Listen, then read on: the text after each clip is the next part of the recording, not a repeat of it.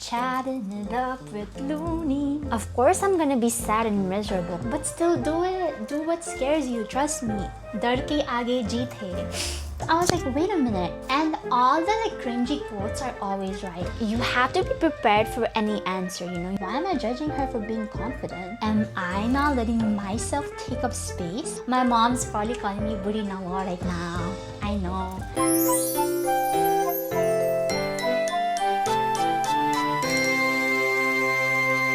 Today we're going to be talking about how not to be bothered by little things in life that don't serve you as much and it's not worth spending your time. Let's get right into it. The first step is to practice detachment, which leads to being unbothered in life because you will have different perspectives about the things that you were attached with, about the things that you thought you cared about. It changes how you relate to things like thoughts, like emotions, like people's actions, outcomes, and also your possessions, like this little dinosaur here. I don't know what I named him. He looks like a Frank. You don't let your outer circumstances control how you feel about yourself inside. You are the one who can choose how you feel about certain things. When you detach, you stop clinging to expectations. When you're attached, you expect things to go a certain way, and when it doesn't happen your way, you sort of become very, very disappointed, very demotivated even, you know, suppose I was expecting to wake up at 6 a.m. today and I was very attached to that idea and somehow I didn't wake up. I kept hitting snooze and I kept feeling bad that I was hitting snooze, and then once I wake up I feel so bad about myself. But I can choose to be detached to the idea of waking up at 6. I don't want to be attached to that idea. I don't want to let that idea affect my whole day. I can still wake up at 10 a.m. and still continue to have the best day, the most productive day I could have during that day. That's what I did today. I thought I was gonna wake up at 7, but I chose to nap a little bit and I didn't let that ruin my morning, you know. And I did journaling. I continued what I had planned for myself in the morning, regardless of what time it was. One thing to realize is detachment does not mean you have to force yourself to be cold or force yourself to ignore your emotions and be no, I should not be detached. No, it's to recognize why you're feeling how you're feeling and see things for as they are. For example, you are going for a job interview. You have to be prepared for any answer, you know. You obviously you do your best. In everything you have to do your best. But you go to this job interview, it goes so well, and then finally an email comes.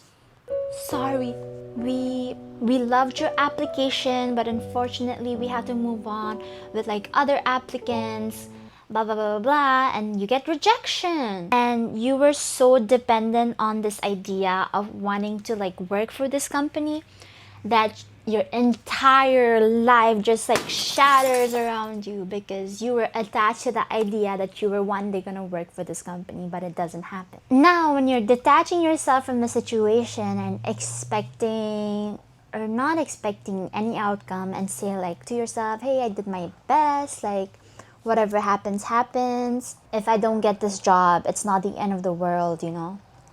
It's completely valid to feel sad about it, but it's not the end of the world. Rejection is redirection. You're less triggered by rejection when you're detached from things. Sometimes you gain clarity in life. Sometimes when you're in a situation where you feel so strongly about something, be alone, sit in that feeling and see what exactly happened in that situation.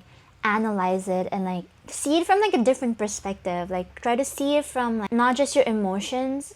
Yes, be aware of your emotion, but try to see it from detachment really helps you connect to your higher self even, because times when you step back and look at all these situations, you realize oh, this is not meant for me, this person is not good for me, this place is not good for me, this is how I'm being treated. When you really detach yourself from situations, you really get to see how you're being treated. You get to take action from there. Maybe it's cutting off someone or having a conversation with someone, and when you really see why something is bothering you and you try to detach yourself from it, it sort of like brings up like arguments, and you can bring those arguments to those conversations, help yourself create boundaries with the people and places and environment. Most things in life are just like out of your control. It's a really rainy day today, and if I was attaching myself to the idea like, oh my god, no, like I want a sunny day today. Like, if it's not a sunny day, it's gonna ruin my whole day. Of course, I'm gonna be sad and miserable if I don't get what I want, you know? But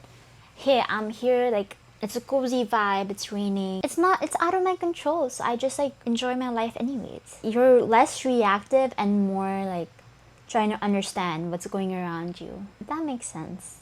But moving on to my next point, the second step is that you have the choice to choose your perception, to choose the routes. Just think about this. You're in a party, one of your friends is having a completely different experience and you are having a completely different experience. When I used to be at parties, I used to be like the nonchalant one, like not talk at all. Feel like I need to like be small because I didn't feel like I could take up space, while the other person is more extroverted, more talking, taking in the environment, being present, like taking up their space. That's because they both choose to have different perspectives. And I'm not saying like you have to be extroverted. I'm just giving this as an example. Like, you can be introverted and still have fun.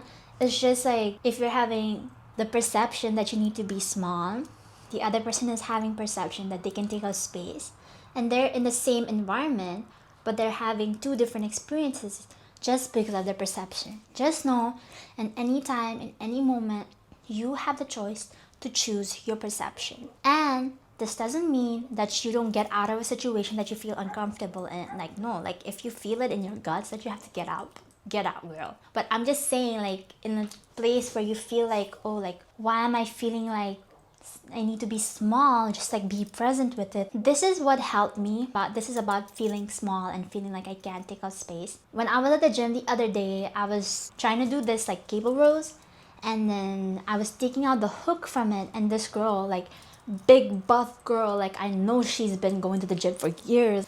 That's how she looked, and I kind of got intimidated. Like, she came up to me and she gave me like a hook that was easier to hook on. In my mind, I immediately started judging, like, but basically, just like I was like judging someone for them for taking their space, you know what I mean? Like, I was just like looking at her and just be like, oh my god, like she's like being so confident and stuff. And trust me, I was like thinking to myself, wait, why am I judging her? Like, why am I judging her for being confident? Why am I letting someone else being confident bothering me, when it's all of our rights in the universe to take up space? It's all of our right in the universe to experience everything. Like, we all have the same rights to experience everything. So I was like, wait a minute, am I not letting myself take up space?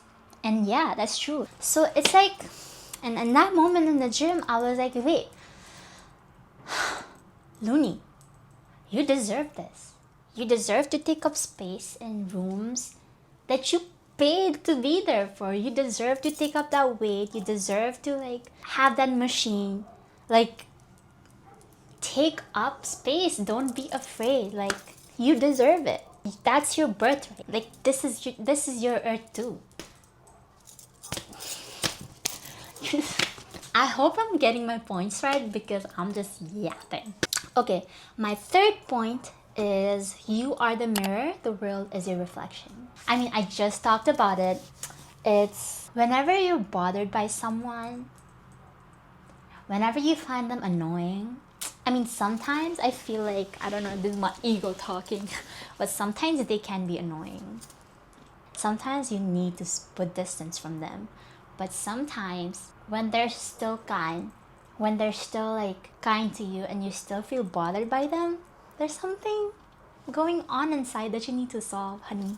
Like, I used to get bothered by people when I would see people who looked like, who would like scrunch up and feel small. I feel bothered by them and be like, why are you like being so small? Like, just like take up space. But girl, I wasn't doing the same thing. I was also scrunching up in certain environments, and then who am I to judge them if I'm doing the same thing, you know? So you need to like look within. See if you're judging yourself for what you're judging others. Because most of the times, that's usually what it is. That's usually what it is. This is another thing. This is my fourth point, is you cannot please everybody in life. You really need to stop getting out of the habit to people please. And I know it's a process, and I know it takes a while. And trust me, I'm still dealing with it. Like, I'm still dealing with it in certain situations, but when I look back, I just know I'm like way more better than what I was before. It's really bad for your mental health to people please, because at the end of the day, you are what God brought in earth to experience your life. So at the end of the day, it's your choice what you do with your life. If you're putting yourself in a situation just to put like people like please others, you're the one being miserable, not them. Like, you know what I mean? Sometimes you gotta reject people. Don't be afraid of rejection. And another thing, okay, this might be like my fifth point. Rejection therapy is real. Don't be afraid of rejection. The worst that anyone can say is no, even in small things. And I'm still doing it. And it's like it's not a linear path. It's like a roller coaster. Like, sometimes you feel like low. Sometimes you feel like, oh my God, I can do anything in the world. I can conquer everything. But sometimes you feel like even the smallest questions feels hard some days. And that's okay, because like every day is different. And every day you have to climb a different mountain. My mom's probably calling me Buri Nawa right now. I know she's looking at me, she's be like, Buri Nawa. But sorry mom, I'm just so inspirational. Like, literally, if you want something, you can ask someone, and the worst they can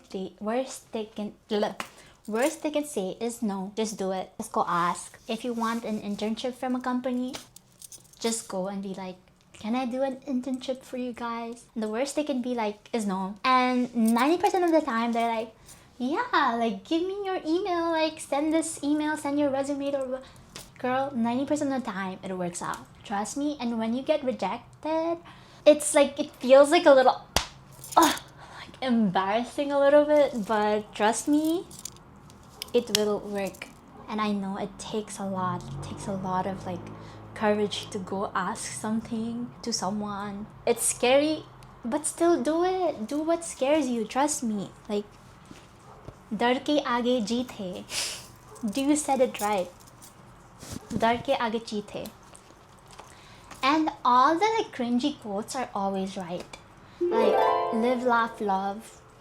Go with the flow. What else, guys? Put the cringy quotes that make sense in the comment below. Sixth point, and it kind of coincides with the people pleasing thing. It's like, I took a class this semester. It was called Understanding Contemporary Spain. And guys, it was not just about Spain. It was about the world. And it was about people, wars, like, you know, crazy politics, like history, like everything basically. That class taught me that, and even though I knew this fact, it like made me like realize the fact more that people have different opinions. Like, some people you can't change their opinions at all because that's what they think is right. Just like what you think is right. And even if you oppose to this fact, they think it's completely right. And you can try to change their opinions, but sometimes it's not worth it. And sometimes you just gotta have peace with that fact. And you gotta know that people who think completely opposite of you exist, and you gotta be okay with that. Like, there's so many examples, and I'm sure you've encountered someone who you've had like multiple debates with, and like you just can't get the person to like think your way. Trust me, sometimes you just gotta let it go and be like, hey, I tried to talk. Let it go. Don't let it bother you. Just keep going with your fact. Keep going with your life. Keep doing what you do. Try your best. And one day you're gonna have to deal with that. Whether it's in a work situation, a friendship, partnership, like relationship, you're gonna have to deal with the fact that this person in front of you has completely different opinions. It's your choice to choose whether you can like be near them, or if you can like not be bothered by it and still have a relationship with them. It really depends on the situation. It's very subjective, but you can only please yourself. You can only choose to love yourself. that you are the person who are going to be in your life every single time with you 24/7. Just remember that. So the only thing that matters here is you. Be a little selfish. Be a little selfish. Like, choose who you spend time with. If you feel like someone doesn't match you, it's okay to like not hang out with them. It's also about respect. Like, not being bothered by something is also about respect for other people. It's like, okay, you choose to view the world this way. Sometimes it's respectable. Obviously, again, very subjective. But if you choose to live that way, I can help you out, but I can't like force you to change your mind. It's not worth your time and energy. First, you need to pour your cup before you fill other people's cup, or else they're gonna drain out of you. Like, it's not even them draining, it's like you letting them drain you. At the end of the day, you have to be the one who's setting boundaries. You have to be the one protecting yourself, like choosing what's good for you. And you'll feel it, you know. The more you practice, the more you be with yourself, the more you are comfortable with yourself, you'll be shining, girl. People will see that, and even if someone calls you beautiful, you'll be like, I know, thank you.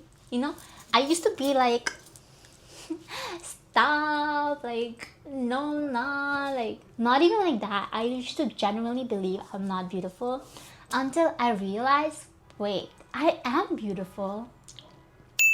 I was just blind the whole time. So it's like you have to see it for yourself. And when you yourself think you're not worthy, you're not beautiful, no matter what other people say, you are not going to believe it. I don't think this is getting off topic because all of it points to how you don't let anything bother you in life, because self-confidence is number one for you to know, like, hey, I got myself. No matter what others say, I got myself, and that's all that matters. I have me to trust, you know. Little things don't bother you anymore. Your little budge in your belly doesn't bother me because it's here. And that doesn't mean I'm not working out, you know, like, that means I'm still bettering myself. I'm still healthy. Do you guys know how grateful you should be for having good health? Like 3 weeks ago, I was coughing so badly. I couldn't even get out of my bed and I was so sad. And after I got my health back, I was like, oh my god, I couldn't even live my life in Barcelona. I was like, if there's no health, I can't do anything. So I've been so grateful of my health. I've been taking care. I've been drinking water. I've been exercising. Yeah, there's so much. Okay, if you guys have questions, if you guys like this kind of video, please let me know, because I can yap. Maybe I should name my podcast Booty No More. Hey, what's up you guys? Welcome back to Booty No More. How does that sound for my people who don't speak Newari? Booty No More means literally like old lady stinks.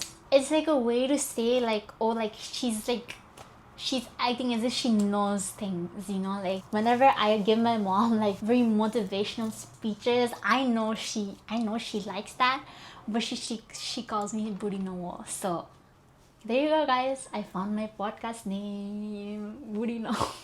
Okay, bye guys. I hope this video gave you some inspiration, and I hope to see you guys in the next episode of Booty No More. Bye for now.